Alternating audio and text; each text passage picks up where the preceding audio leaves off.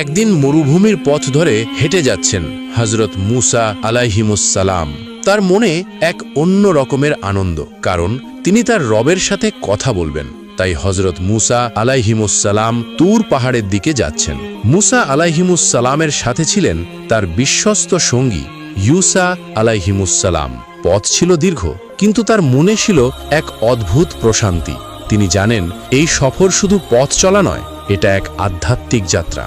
হঠাৎ দূরে এক হইচই শব্দ শোনা গেল। চিৎকার, হাসাহাসি, কুটুক্তি সব মিলিয়ে যেন একটি বিশৃঙ্খলার দৃশ্য। মুসা আলাইহিমুসসালাম থেমে গেলেন এবং ইউসাকে বললেন, চলো সেখানে গিয়ে দেখি কি হচ্ছে। কাছে যেতেই মুসা আলাইহিমুসসালাম দেখলেন একজন পাগলকে ঘিরে একদল মানুষ উপহাস করছে। কেউ তাকে পাথর ছুঁড়ছে, কেউ তার মাথার চুল ধরে টানছে, কেউ তাকে ধাক্কা দিচ্ছে, কেউ তার জামা ধরে টানছে। কিন্তু আশ্চর্যের বিষয়, পাগলটি কিছুই টের পাচ্ছে না। তার চোখ বন্ধ, ঠোঁট কাঁপছে, সে আল্লাহর জিকিরে মগ্ন। পাগলের মুখে যেন এক ধরনের প্রশান্তি, যেন এই দুনিয়ার কোনো কিছুই তাকে স্পর্শ করতে পারছে না। লোকেরা বলছিল এই পাগলটির নাম জুন্নাত। মুসা আলাইহিমুসসালাম এই দৃশ্য দেখে থমকে দাঁড়ালেন। একজন মানুষ যে এত নির্যাতনের মাঝেও আল্লাহকে স্মরণ করতে পারে, এটা কোনো সাধারণ বিষয় নয়। মুসা আলাইহিমুসসালাম ধমক দিয়ে সেখান থেকে দুষ্ট যুবকদেরকে তাড়িয়ে দিলেন। মুসা আলাইহিমুসসালাম ইউসাকে বললেন, আমি আল্লাহর সাথে কথা বলার আগে এই পাগলের সঙ্গে কথা বলতে চাই। মুসা আলাইহিমুসসালাম ধীরে ধীরে পাগলের নিকট এগিয়ে গেলেন এবং বললেন, হে জুন্নাত, তুমি আল্লাহর জিকিরে কি স্বাদ পাও যে তোমাকে এত পাথর মারার পরেও, এত বিরক্ত করার পরেও তুমি থামছো না? তুমি আল্লাহর জিকির করেই যাচ্ছ। জুন্নতের পক্ষ থেকে কোনো উত্তর এলো না। জুন্নত যেন অন্য জগতে ডুবে আছে। মুসা আলাইহিসসালাম আবার ডাকলেন, তবুও কোনো সাড়া নেই। তখন তার সঙ্গে ইউসা আলাইহিসসালাম বললেন, হে আল্লাহর পয়গম্বর, আগে আপনি সালাম দিন, হয়তোবা সালাম দিলে এই পাগল আপনার সঙ্গে কথা বলতে পারে। মুসা আলাইহিসসালাম বললেন, আসসালামু আলাইকুম। তারপরও পাগলের পক্ষ থেকে কোনো উত্তর নেই। মুসা আলাইহিসসালাম দ্বিতীয়বার সালাম দিলেন। এবারও পাগলের পক্ষ থেকে কোনো উত্তর নেই। মুসা আলাইহিসসালাম এবার প্রচণ্ড রেগে গেলেন এবং তিনি ইউসাকে বললেন, হে ইউসা, আমি তুর পাহাড়ে গিয়ে এই পাগলের বিরুদ্ধে আল্লাহর কাছে অভিযোগ করব। আমি একজন নবী হয়ে তাকে সালাম প্রদান করলাম, অথচ সে আমার সালামের কোনো উত্তরই দিল না। এইবার ইউসা আলাইহিসসালাম বললেন, হে আল্লাহর পয়গম্বর, সে তো আল্লাহর জিকিরে মগ্ন আছে, সে হয়তো আপনার সালাম শুনতে পায়নি, আপনি আরেকবার চেষ্টা করুন। অতঃপর মুসা আলাইহিসসালাম আবার তাকে সালাম প্রদান করলেন, কিন্তু এবারও পাগলের পক্ষ থেকে কোনো উত্তর এলো না। মুসা আলাইহিসসালাম এবার প্রচণ্ড রেগে গিয়ে পাগলের গালে একটি থাপ্পড় মারলেন। মুসা আলাইহিসসালাম যখন জুন্নতকে থাপ্পড় মারলেন, তারপরও জুন্নত কিছুই বলল না, শুধু জিকিরে মগ্ন রইল। মুসা আলাইহিসসালাম ইউসাকে বললেন, এরকম পাগল আমি আমার জীবনে আর একটিও দেখিনি। এই বলে মুসা আলাইহিসসালাম এবং ইউসা আলাইহিসসালাম তুর পাহাড়ের দিকে আবার যাত্রা শুরু করলেন। তুর পাহাড় পবিত্র সেই স্থান যেখানে মুসা আলাইহিসসালাম বহুবার তার রবের সঙ্গে কথা বলেছেন। মুসা নবী সেখানে পৌঁছে আল্লাহকে ডাকলেন, হে আমার রব, কিন্তু কোনো উত্তর নেই। তিনি আবার ডাকলেন, হে আমার রব, আবারও নীরবতা, কোনো উত্তর নেই। মুসা নবী তৃতীয়বার ডাকলেন, আবারও নীরবতা, কোনো উত্তর নেই। এবার মুসা নবীর হৃদয় কেঁপে উঠল। তিনি ভাবতে লাগলেন, এর আগে আমি যতবার আল্লাহর সঙ্গে কথা বলেছি, মাত্র একবার ডাকলেই আল্লাহ রব্বুল আলামিন সাড়া দিতেন, কিন্তু আজকে আমি 3 বার ডাকলাম, তারপরও আল্লাহ রব্বুল আলামিনের পক্ষ থেকে কোনো উত্তর নেই। সঙ্গে সঙ্গে মুসা আলাইহিসসালাম সেজদায় পড়ে গেলেন এবং কাঁদতে কাঁদতে আল্লাহ রব্বুল আলামিনকে বললেন, হে আল্লাহ, আপনি আমার সাথে কথা বলছেন না কেন? আমি যদি কোনো ভুল করে থাকি, দয়া করে আপনি আমাকে ক্ষমা করে দিন। আপনি ছাড়া তো আমার আর কিছুই নেই। আপনি যদি আমাকে ক্ষমা না করেন, তাহলে আমার জীবন অনর্থক। মুসা নবী যখন এভাবে বিনয়ের সাথে আল্লাহ রব্বুল আলামিনের কাছে দোয়া করলেন, তখন আল্লাহ রব্বুল আলামিনের পক্ষ থেকে উত্তর এলো, হে মুসা, আজ তুমি এমন একজনকে আঘাত করেছ যার কারণে আমি তোমার সাথে কথা বলছি না। হযরত মুসা আলাইহিসসালাম বললেন, হে আল্লাহ, আমি তাকে 3 বার সালাম প্রদান করেছি, কিন্তু সে আমার সালামের উত্তর দেয়নি, এজন্য আমি রাগের বশে তাকে থাপ্পড় মেরেছি। মহান আল্লাহ রাব্বুল আলামিন বললেন, হে মুসা, তুমি কি তাকে চেনো? হযরত মুসা আলাইহি ওয়াসাল্লাম বললেন, তার নাম জুন্নত, সে পাগল, সে তো আমারই উম্মত। আল্লাহ রাব্বুল আলামিন বললেন, হে মুসা, এটা তার আসল পরিচয় না, তার আরও একটি গোপন পরিচয় আছে, যে পরিচয়ের কথা আমি ছাড়া আর কেউ জানে না। আর তুমি তাকে মাত্র 3 বার সালাম দিয়েছ, তোমার সালামের জবাব দেয়নি বলে তুমি তাকে থাপ্পড় মেরেছ? আমি আল্লাহ রব্বুল আলামিন নিজেই প্রতিদিন তাকে 1000 বার সালাম প্রদান করি, অথচ সে একবারও আমার সালামের জবাব দেয় না। হযরত মুসা আলাইহিস সালাম এবার অবাক হয়ে ভাবতে লাগলেন, যেখানে মহান আল্লাহ রব্বুল আলামিন তাকে প্রতিদিন 1000 বার করে সালাম প্রদান করেন, সেখানে আমার 3 বার সালামের তো কোনো মূল্যই নেই। অতঃপর মুসা নবী বললেন, হে আল্লাহ, আপনি কেন তাকে 1000 বার সালাম প্রদান করেন, আর কেনই বা সে আপনার সালামের উত্তর দেয় না? আর তার গোপন পরিচয় কি? আপনি আমাকে অবগত করুন, আমি জানতে আগ্রহী। আল্লাহ রব্বুল আলামিন বললেন, হে মুসা, তাহলে শোনো, এই জুন্নত একসময় সুস্থ যুবক ছিল। আমি তোমাকে যে তাওরাত কিতাব দান করেছি, এই জুন্নত নিয়মিতই তাওরাত তেলাওয়াত করত। এক পর্যায়ে জুন্নত তাওরাত পড়তে পড়তে জানতে পারে তাওরাতে তোমার নামের চেয়ে আখেরি নবীর নাম বেশি এসেছে। শেষ নবীর উম্মতদেরকে অনেক মর্যাদা দেওয়া হবে। শেষ নবীর উম্মতদের একজন আলেমের মর্যাদা হবে বনি ইসরাইল নবীদের সমান, এবং শেষ নবীর উম্মতরা যতক্ষণ জান্নাতে প্রবেশ করতে পারবে না, ততক্ষণ কোন নবীর উম্মত জান্নাতে প্রবেশ করতে পারবে না। এবং সেই সাথে জুন্নত তাওরাত পড়ে এও জানতে পারল, শেষ নবীর কিছু কিছু উম্মত গুনাহ করার কারণে আল্লাহ রব্বুল আলামিন তাদেরকে জাহান্নামে পতিত করবেন। এই তথ্যগুলো যখন জুন্নত জানতে পারল, তখন সে ঘর সংসার সবকিছু ছেড়ে দিয়ে পাগল হয়ে গেল। সে বনে বনে ঘুরতে লাগলো। সে সবকিছু ছেড়ে দিয়ে শুধু আমার জিকিরে মগ্ন থাকে, এবং সে সেজদায় পড়ে আমার কাছে শুধু একটি দোয়াই বারবার করে, আর সেই দোয়াটির কারণেই আমি তাকে প্রতিদিন 1000 বার সালাম প্রদান করি, কিন্তু সে একবারও আমার সালামের উত্তর দেয় না। এ কথা শুনে মুসা নবীর চোখে পানি চলে এলো। মুসা নবী ভাবতে লাগলেন, এ কেমন ভালোবাসা! নিজের জন্য কিছু না চেয়ে শেষ নবীর উম্মতকে বাঁচানোর জন্য নিজেই জাহান্নাম গ্রহণ করতে চায়। মুসা নবী বুঝতে পারলেন, যাকে তিনি পাগল ভেবেছিলেন সে আসলে আল্লাহর একজন বিশেষ বান্দা। অতঃপর মুসা আলাইহিমুসসালাম আল্লাহ রব্বুল আলামিনকে বললেন, হে আল্লাহ রব্বুল আলামিন, আমি জুন্নতের সঙ্গে দেখা করে তার কাছ থেকে ক্ষমা চেয়ে নেব। আমি তাকে চড় মেরে তার উপর অন্যায় করেছি। এরপর মুসা নবী আল্লাহর সাথে কথোপকথন শেষ করে বাড়ির দিকে ফিরছেন। ফেরার পথে মুসা নবী যখন জঙ্গলের পাশ দিয়ে যাচ্ছিলেন, সেখানে তিনি একটি কুঁড়ে ঘর দেখতে পেলেন, এবং কুঁড়ে ঘরের ভেতর থেকে একজন মহিলার কান্নার আওয়াজ ভেসে আসছে। মুসা আলাইহিসসালাম সেই ঘরের নিকটে গিয়ে বললেন, কে ঘরের ভিতরে কান্না করছো? ঘরের ভেতর থেকে মহিলা উত্তর দিল, কে আপনি? হযরত মুসা আলাইহিসসালাম বললেন, আমি মুসা কালিমুল্লাহ, আল্লাহর পয়গম্বর। সঙ্গে সঙ্গে ওই মহিলা ঘর থেকে বের হয়ে আসলেন এবং মুসা আলাইহিসসালামকে বললেন, হে আল্লাহর পয়গম্বর, আমি তো আপনাকেই খুঁজছি, আপনার কাছে আমার কিছু জানার ছিল। হযরত মুসা আলাইহিসসালাম বললেন, আমার কাছে কি জানার আছে? মহিলাটি বলল, আমার বিয়ে 12 বছর আগে হয়েছে, আমার কোনো সন্তান নেই। এজন্য আমার স্বামী আমার উপর নির্যাতন করে, আমাকে তালাক দিতে চায়, আমাকে মারধর করে। আপনি তো আল্লাহর পয়গম্বর, আপনি আল্লাহর সঙ্গে কথা বলতে পারেন। আপনি একটু আল্লাহর কাছে গিয়ে বলবেন, আল্লাহ কি আমার তাকদীরে সন্তান রেখেছেন? মুসা আলাইহিসসালাম আবার তুর পাহাড়ের দিকে যাত্রা শুরু করলেন, এবং তুর পাহাড়ে পৌঁছে আল্লাহ রব্বুল আলামিনকে বললেন, হে আল্লাহ রব্বুল আলামিন, আমি যখন বাড়ির দিকে ফিরছিলাম, একজন মহিলার সঙ্গে আমার দেখা হলো। মহিলাটি নিঃসন্তান।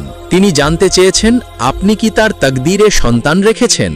সঙ্গে সঙ্গে আল্লাহ রব্বুল আলামিন অলৌকিকভাবে মানুষের তাকদীরের সেই খাতাটি মুসা আলাইহিসসালামকে দেখিয়ে দিয়ে বললেন, হে মুসা, এই দেখো, আমি তার তাকদীরে কোনো সন্তান রাখিনি। আমি তাকে পৃথিবীতে বন্ধা নারী হিসেবে প্রেরণ করেছি, তার কোনো সন্তান হবে না। তুমি তাকে জানিয়ে দিও তার তাকদীরে কোনো সন্তান নেই। অতঃপর মুসা আলাইহিসসালাম আল্লাহ রব্বুল আলামিনের পক্ষ থেকে এই বার্তা নিয়ে ওই মহিলার বাড়িতে ফিরলেন এবং মহিলাকে বললেন, আল্লাহ রব্বুল আলামিন জানিয়েছেন তোমার তাকদীরে কোনো সন্তান নেই, তোমার কোনোদিন কোনো সন্তান হবে না। এই বলে মুসা আলাইহিসসালাম ওই মহিলার কাছ থেকে বিদায় নিয়ে চলে গেলেন।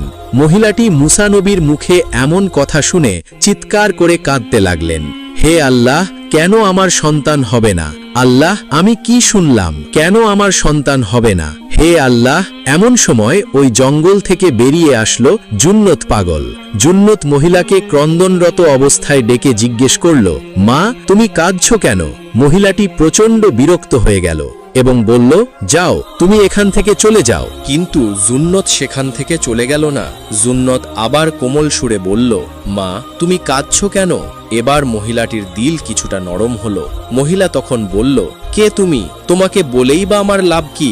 আল্লাহ আমার তাকদীরে সন্তান রাখেনি। আল্লাহর নবী মূসা আমাকে এই সংবাদ জানিয়ে দিয়ে গেলেন, আমার জীবনে কখনো সন্তান হবে না, আর আমার সন্তান না হওয়ার কারণে নিশ্চিত আমার স্বামী আমাকে তালাক প্রদান করবেন। জুন্নত বলল, মা, আমি খুব ক্ষুধার্ত, আমার প্রচণ্ড ক্ষুধা পেয়েছে, আমাকে কিছু খেতে দাও। এবার মহিলাটি চোখের পানি মুছতে মুছতে ঘরে প্রবেশ করলেন এবং ঘর থেকে দুটি রুটি এনে জুন্নতের হাতে দিলেন। জুন্নত রুটি দুটি তৃপ্তি সহকারে খেল এবং ওই মহিলাকে উদ্দেশ্য করে বলল, মা, এই দুটি রুটির বিনিময়ে আমি তোমাকে দুটি সন্তান দিয়ে গেলাম। জুন্নতের মুখে এই কথা শোনার পর মহিলা প্রচণ্ড রেগে গেলেন এবং বললেন, আমি তোমাকে দয়া করে রুটি খাইয়েছি, তোমার মুখে পাগলামি কথা শোনার জন্য নয়। যেখানে আল্লাহর পয়গম্বর মূসা বলে গিয়েছেন আমার কোনো সন্তান হবে না, আর তুমি সামান্য একজন পাগল বলছো আমাকে দুটো রুটির বিনিময়ে দুটি সন্তান দিয়ে গেলে? তুমি এক্ষুনি আমার চোখের সামনে থেকে দূর হও। অতঃপর জুন্নত নীরবে আবার জঙ্গলে প্রবেশ করল। এই ঘটনার ঠিক 2 বছর পর হযরত মূসা আলাইহিমুসসালাম ওই বাড়ির পাশ দিয়ে আবার তুর পাহাড়ে যাচ্ছেন। আজকে তিনি ওই ঘরের পাশ দিয়ে যাওয়ার সময় বাচ্চাদের কান্নার আওয়াজ শুনতে পেলেন।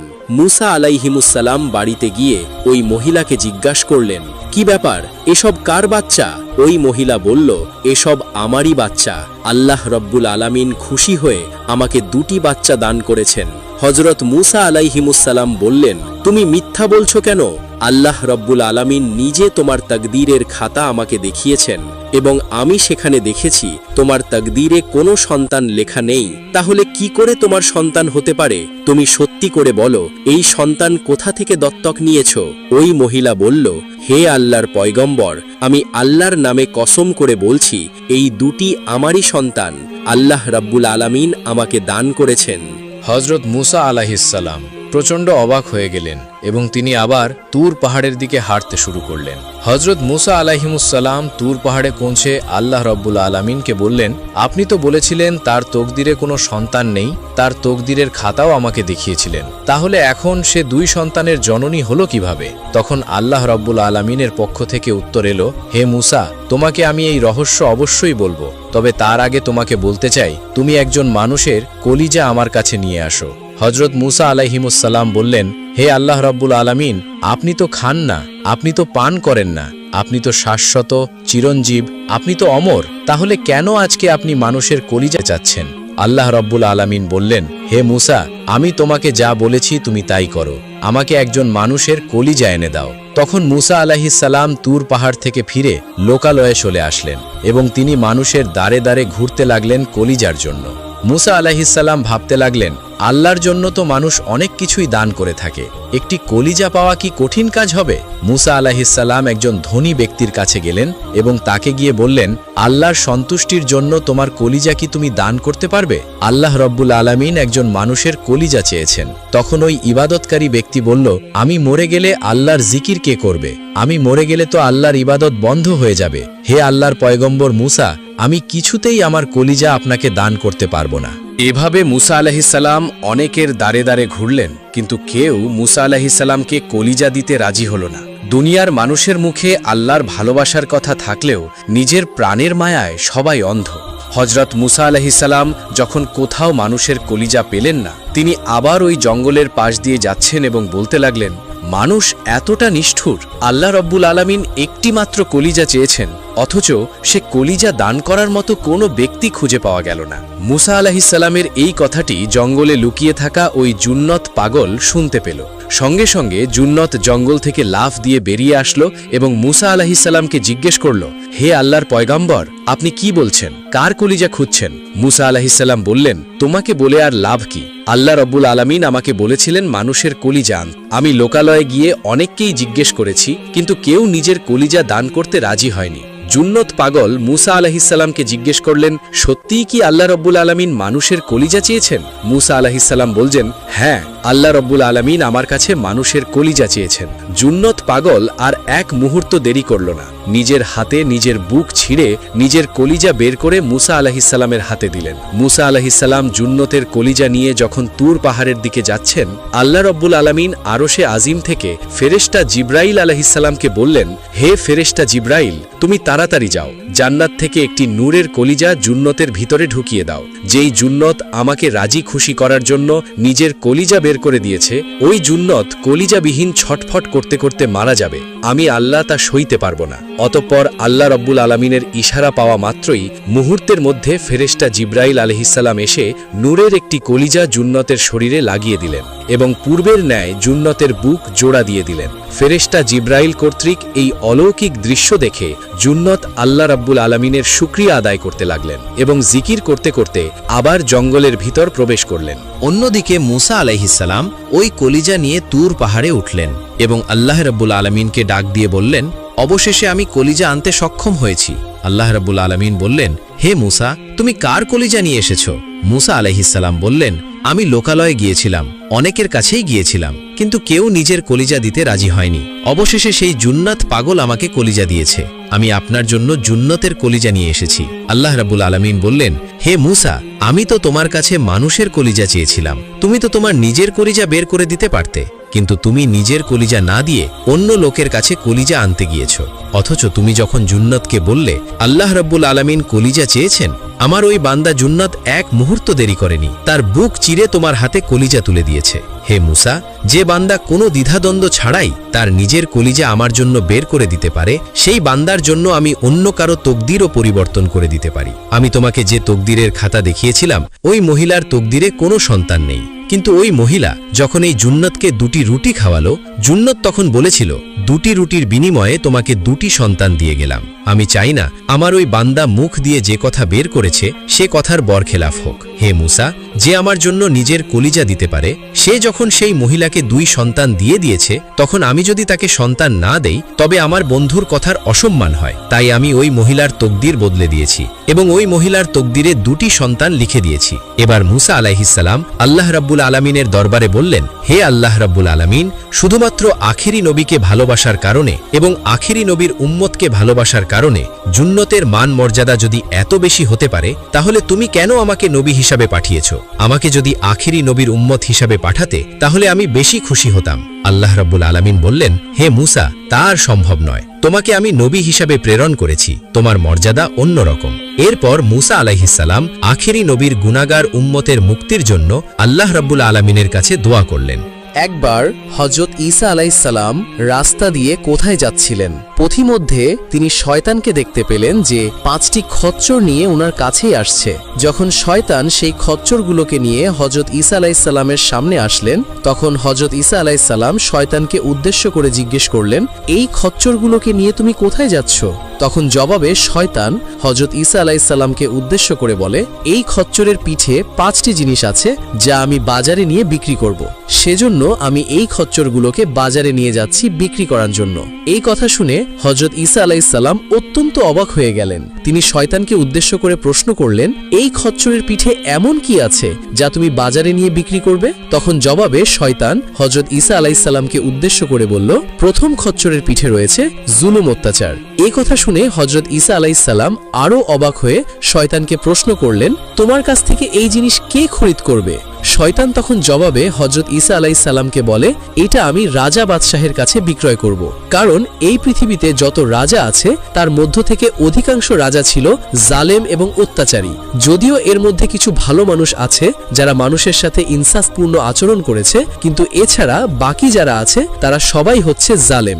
এই কথা শুনে হযরত ঈসা আলাইহিসসালাম শয়তানকে উদ্দেশ্য করে প্রশ্ন করলেন, তোমার দ্বিতীয় খচ্চরের পিঠে কি আছে? তখন জবাবে শয়তান হযরত ঈসা আলাইহিসসালামকে বলে, এর মধ্যে আছে অহংকার, আর এগুলো আমি জমিদার এবং যারা ধনী আছে তাদের কাছে বিক্রয় করব, কারণ তারা সব সময় নিজেদের চাকচিক্য নিয়ে গর্ববোধ করে, যার কারণে তারা তাদের সম্পদ আরও বাড়ানোর জন্য গরিব মানুষের হক ছিনিয়ে নেয় এবং জোরপূর্বক তাদের জায়গা জমি দখল করে, এবং এ নিয়ে তারা অত্যন্ত অহংকার করে থাকে যে আমার কাছে এত জায়গা সম্পত্তি আছে। আর এই সম্পত্তির অহংকার করে তারা মানুষের উপর জুলুম নির্যাতন করে থাকে। অতঃপর হযরত ঈসা আলাইহিসসালাম শয়তানকে উদ্দেশ্য করে প্রশ্ন করে যে তোমার তৃতীয় খচ্চরের পিঠে কি এমন আছে।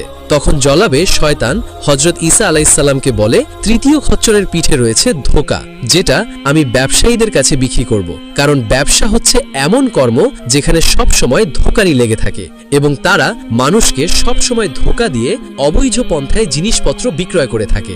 এ কথা শুনে হযরত ঈসা আলাইহিস সালাম শয়তানকে উদ্দেশ্য করে প্রশ্ন করেন, তোমার চতুর্থ খচ্চরের পিঠে কি আছে? তখন জবাবে শয়তান হযরত ঈসা আলাইহিস সালামকে বলে, এর মধ্যে রয়েছে হিংসা, যেটা আমি আলেমদের কাছে বিক্রয় করব, এবং এর কারণ হচ্ছে তারা সব সময় নিজেদের এলম নিয়ে গর্ববোধ করে এবং তার থেকে যদি কারো এলম বেশি হয় তাহলে তার প্রতি সে অনেক হিংসাপরায়ণ হয়ে থাকে।